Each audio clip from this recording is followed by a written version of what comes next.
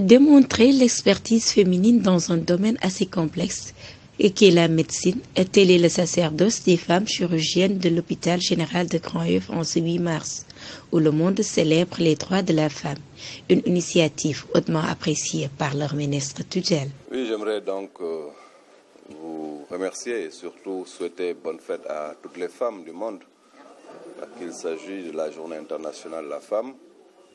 Et aujourd'hui, la femme sénégalaise est aussi fêtée à l'instar de toutes les femmes, mais particulièrement dans le secteur de la santé. L'hôpital général de Grand-Yoff vient de démontrer à la face du monde que la femme, effectivement, joue une partition extrêmement importante.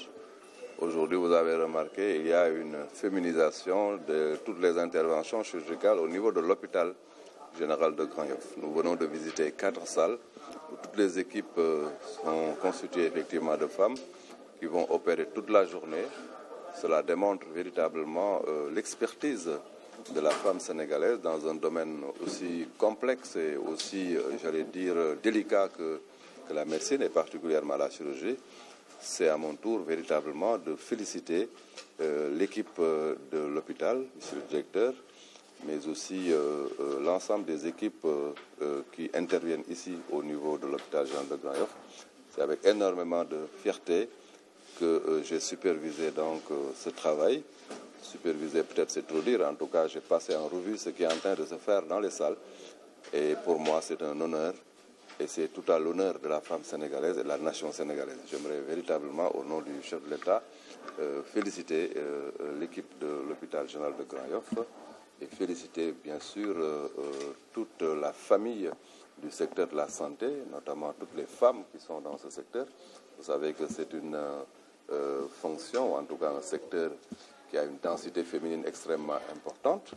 Et cela veut dire simplement que quand la femme s'engage, elle peut s'engager dans les domaines les plus pointus et faire un travail de très haute facture. Et j'aimerais me réjouir en tant que ministre de la Santé de ce qui est en train de se faire ici au niveau de l'hôpital général de Grand-Yoff. Ainsi, les chirurgiennes se sont donné corps et âme dans leur travail en occupant le bloc opératoire, comme pour dire que les femmes sont indispensables dans toutes les couches de la société. C'est vraiment une joie profonde, mais c'est surtout pour montrer que la femme a sa place dans tous les secteurs de la société au niveau de notre pays.